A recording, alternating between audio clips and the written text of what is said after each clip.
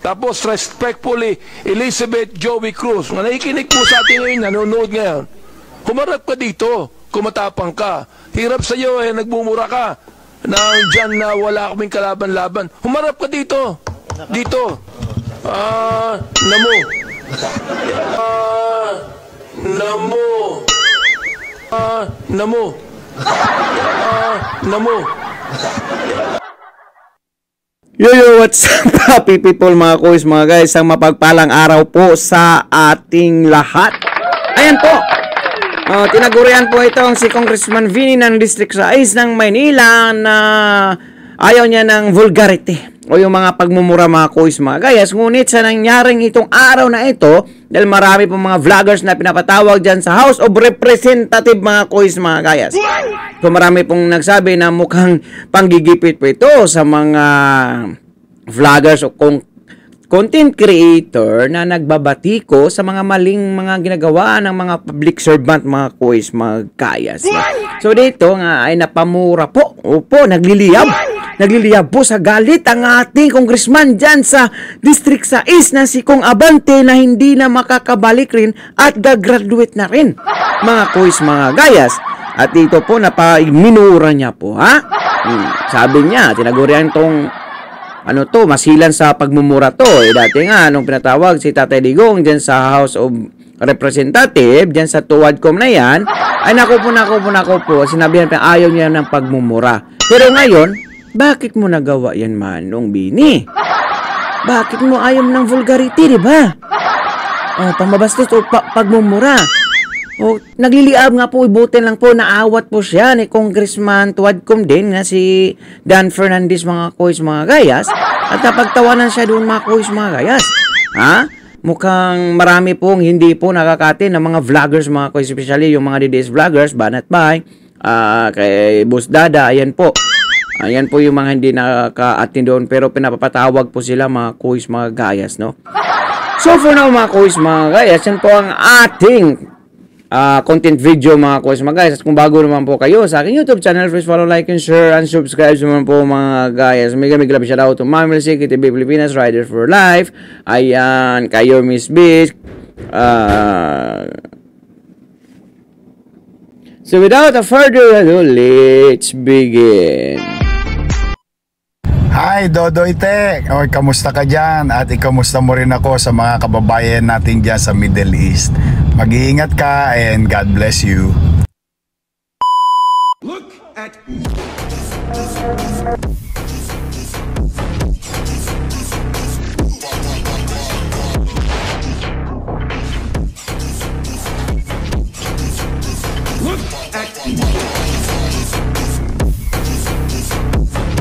pagpalain kayo ng buong may kapal. Manila! God first! Namo. Namo. Namo. Congressman, I just would like to find out if Miss Elizabeth Cruz, aka Joey Vivre, was invited.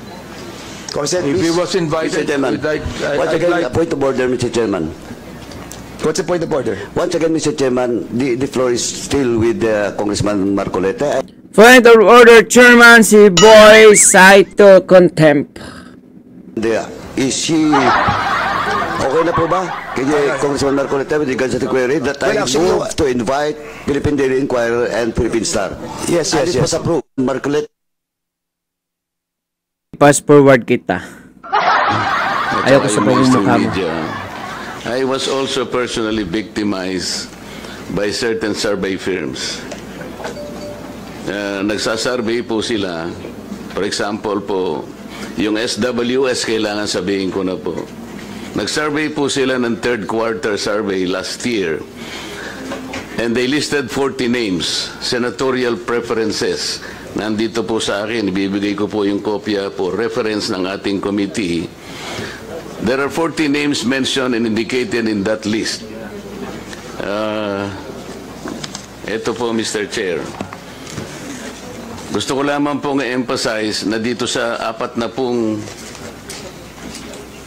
senatoriables po na kanilang ginamit dito sa survey na to, meron pong 6 na relatively unknown. Babasahin ko po ang pangalan: Adonis Jerome, Andamo Jocelyn, Arambolo Ronel, Doringo Mimi, Floranda Mori, Danilo Ramos. Meron po naman 7 na sikat, Mr. Chair, pero hindi naman nagpahayag po ng pagtakbo bilang senador.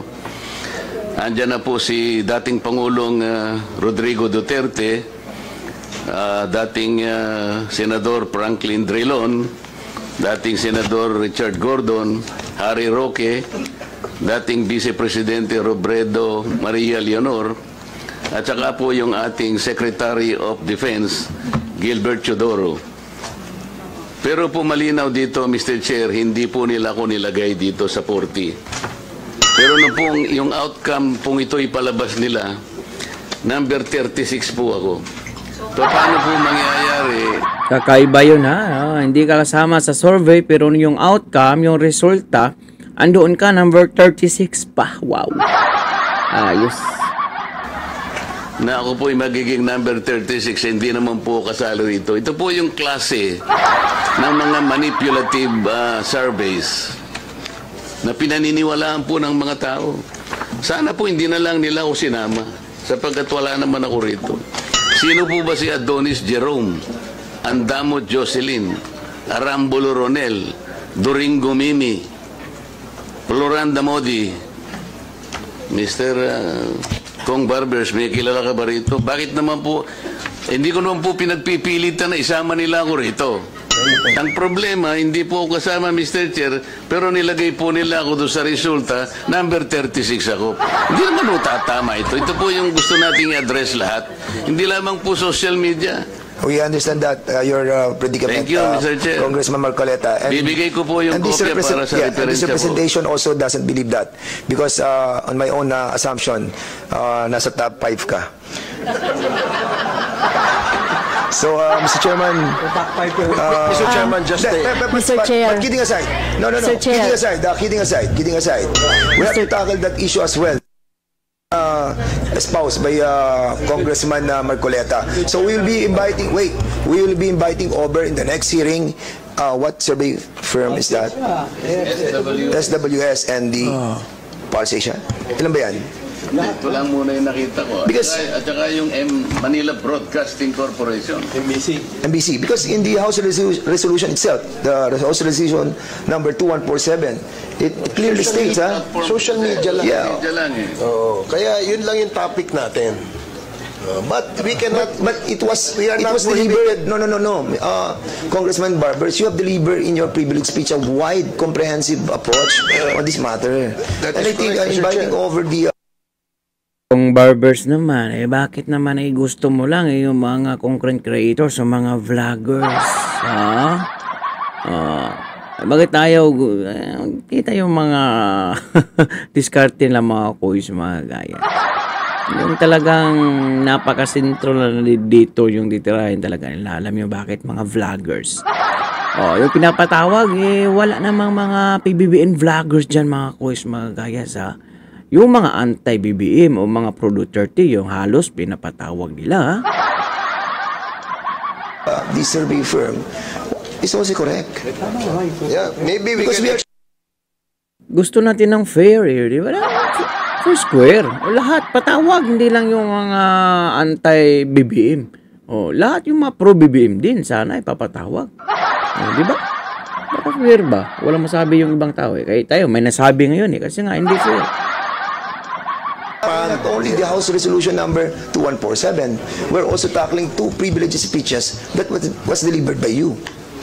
So I think may basis po yung kay Congressman Marcoleta. Okay, and at the same time,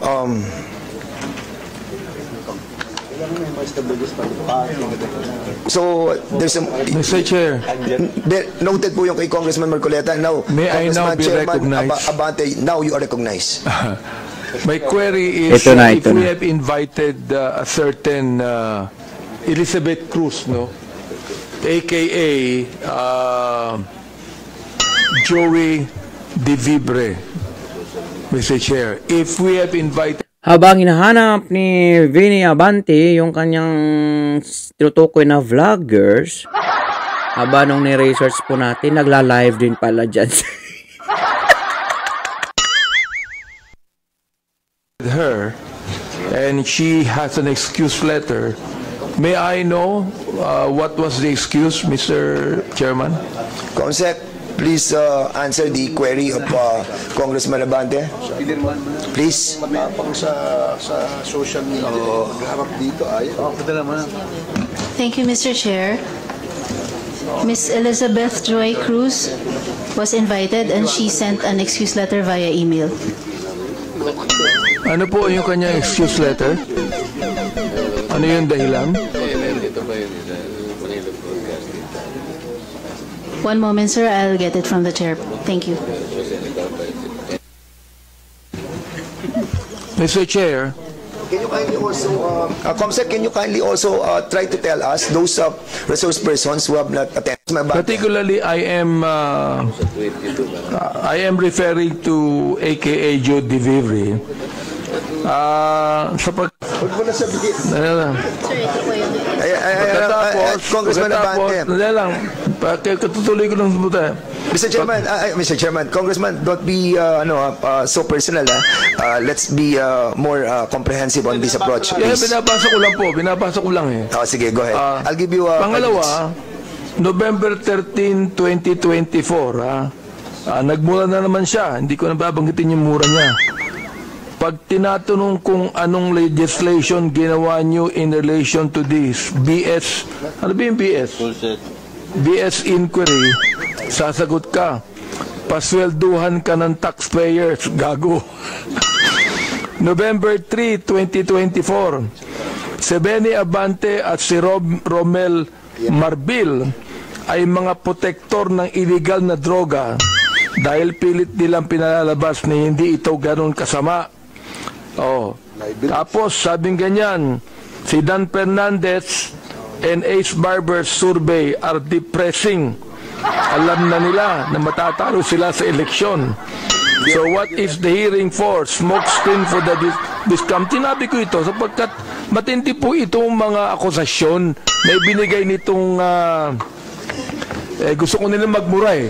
Hindi na ako bumumura muna. Oo. Kailangan po, itong mga to, ang tatapang nila eh. Ang tatapang sa pagmumura, nang wala tayong kalaban-laban. Ngayon, pag kaharap dito, hindi makaharap dito. Mga takot din pala yung mga yan eh. Please hold your fire, please. Mr. Chairman. I'm holding my fire. We're just on the process of administrative, ano pa lang muna tayo, Congressman Abante. We can tackle that on the interpellation. Mr. Chair, gusto ko lang pong bagitin tong kanya excuse letter. Nakalagay dito, after meaningful consultation with my lawyers, gumamit pa na abogado. I have decided to respectfully decline. Respectfully? Minumura tayo? Respectfully? To share my knowledge on matters. Hindi knowledge ang kailangan natin. Ask the lawyer if this is like... Ask the lawyers kung libelous yung ginawa nyo o slander. No, nakalagay, I would like to categorically state that I am neither paid by POGO operators. Hindi na pinag-uusapan. Pinag-uusapan natin yung mga sinabi niya. Tapos respectfully, Elizabeth Joey Cruz, na nakikinig po sa atin ngayon, nanonood ngayon. Kumarap ka dito, kumatapang ka. Hirap sa iyo nagmumura ka nang dyan na wala kaming kalaban-laban. Humarap ka dito. Dito. Namo. Chairman. Mr. Chairman. No, wait. Si mga kois mga guys, klarong-klaro. Nagmumura po ang ating butihing congressman sa District 6 ng Maynila na si Benny Abante. Malakpakan. Ayaw niya ng vulgarity. Ang bastos, siya pala isa din pala mga kois. Quiet. Please observe, refrain from laughing or whatever expression you wanted to. Please observe decency and of course. Mr. Chair, I move that we strike out.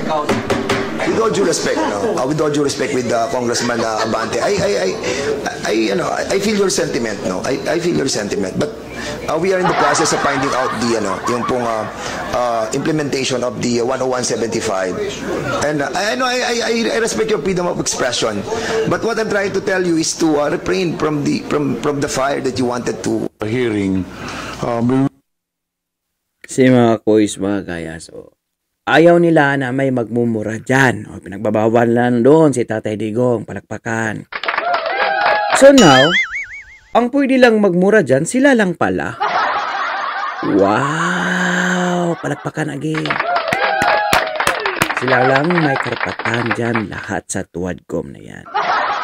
Kaya mga kois, mga guys, pag-komento na yung mga opinion o reaction sa comment section ng ating video, at please don't forget to like, share, and subscribe at pag-click na notification bell para updated po kayo sa lahat ng videos na i-upload natin. So for now, I'm God Manila. God first, God bless all. Peace. Bye-bye. Our hearts beat to the city streets. We began to feel the fire.